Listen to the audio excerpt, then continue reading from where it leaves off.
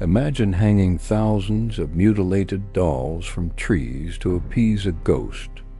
Now imagine drowning in the exact same spot where you claimed that ghost died 50 years earlier. In the shadowy canals of Xochimilco, Mexico, there exists an island so disturbing that visitors report hearing whispers coming from decaying plastic mouths, dolls with missing eyes, dolls with severed limbs, dolls covered in spiders, and decades of rot swaying in the wind like a nightmare. One man spent half a century filling this place with them, convinced he was protecting himself from a vengeful spirit. There's no proof the girl he feared ever existed. Yet in 2001, he drowned anyway, in the same water, in the same way she supposedly did. Coincidence? Madness? Or something far darker? This is the true story of the Island of the Dolls, deep in the ancient canal system of Xochimilco, just south of Mexico City.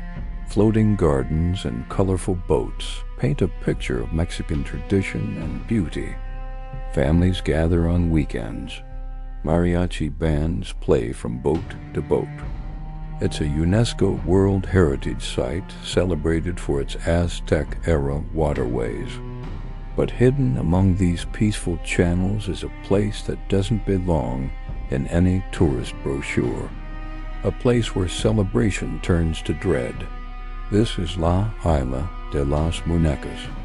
It's a small, swampy chinampa, an artificial island created centuries ago by the Aztecs. What happened here in the mid-20th century transformed it into one of the most haunted-looking places on Earth. The man responsible was Don Julian Santana Barrera, a quiet, reclusive farmer who left his wife and family in the 1950s to become the island's sole caretaker.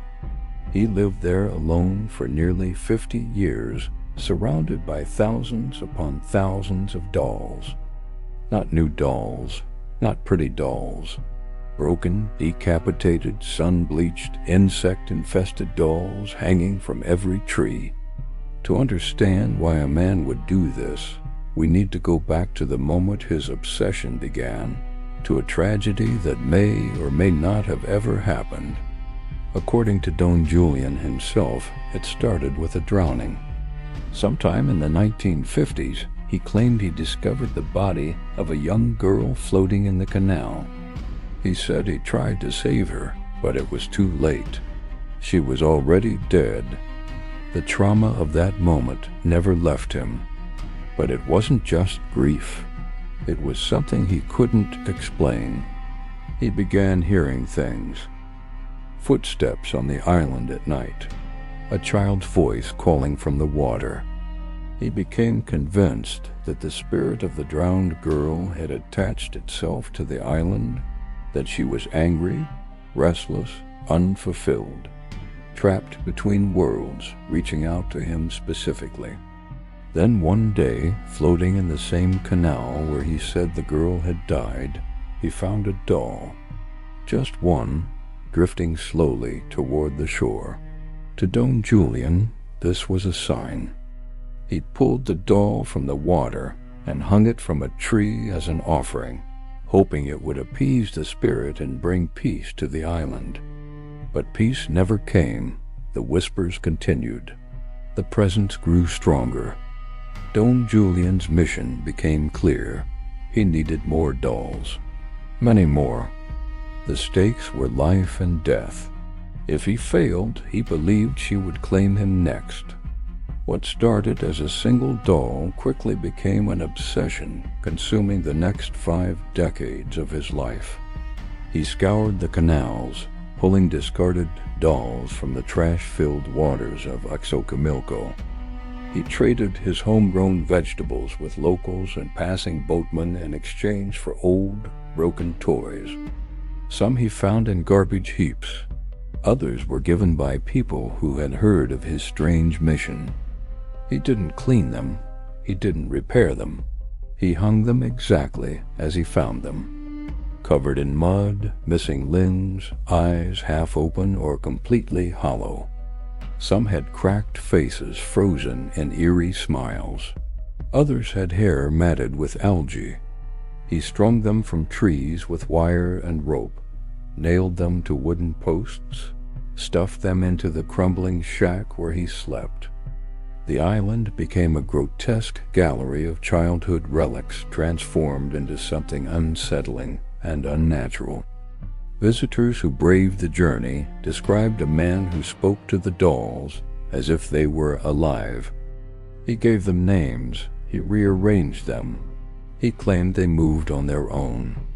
He insisted their eyes followed him, that they whispered to each other when he wasn't looking. He insisted they were protecting him, standing guard against the girl's spirit, which grew more aggressive each year. Locals began to avoid the island. Stories spread. Some said the dolls were possessed. Others said Don Julian had lost his mind. But no one could deny the unsettling power of the place, a forest of plastic faces watching silently from the shadows. On April 17, 2001, Don Julian's nephew arrived at the island for a routine visit. What he found would cement the island's dark legend forever. Don Julian was floating face down in the canal, dead, drowned, in the exact spot where he had claimed for 50 years that the little girl had died. The same water, the same location. The man who spent half a century appeasing a ghost had been claimed by it. The irony was too perfect, too haunting to be mere coincidence. Those who knew him said he seemed more anxious in his final weeks. He spoke of the girl more frequently. He told his nephew the spirits were calling him. Had the ghost he feared finally taken him? Had his mind, twisted by decades of isolation, led him to a tragic accident? Or had he, in some final act of belief, offered himself to the spirit he thought he'd wronged? There were no witnesses, no explanation, just a body in the water, and thousands of dolls swaying overhead, their hollow eyes staring down at the scene. The island fell silent. The caretaker was gone, and the mystery remained. Had Don Julian been protecting himself from the ghost, or had he been feeding an obsession that consumed him? The dolls remained, and so did the mystery. Today, the island of the dolls is one of the strangest tourist destinations in Mexico. Visitors arrive by boat, navigating the canals of Xochimilco with a mix of curiosity and dread.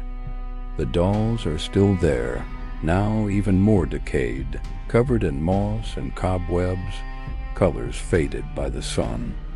Some tourists bring new dolls to add to the collection, continuing Don Julian's ritual without fully understanding why.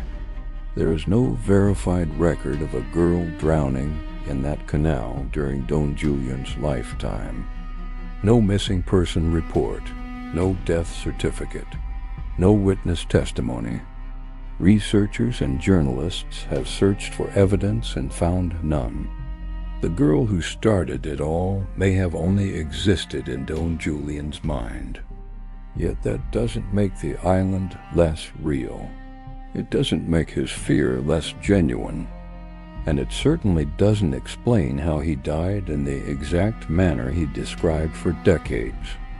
What remains is a monument to belief, to obsession, to the thin line between devotion and madness. The island stands as a reminder. The most haunting stories are not about ghosts, but about the living, about what isolation and fear can do to the human mind. Whether you believe in spirits or not, the island of the dolls forces you to confront a darker question. What happens when we create our own haunting? Do you think Don Julian really saw a ghost, or was this a man haunted by his own mind? Drop your theory in the comments. because this one genuinely divides people. Would you bring a doll to leave behind, or would you refuse to feed the legend? If this story gave you chills, hit that like button and subscribe. We're diving deep into the world's most mysterious and unsettling true stories every single week. Next time, we're exploring an abandoned asylum where patients reportedly vanished without a trace, and the truth is somehow worse than any ghost story. Until then, stay curious, stay skeptical, and maybe keep your old dolls in a box, not hanging from a tree. I'll see you in the next one.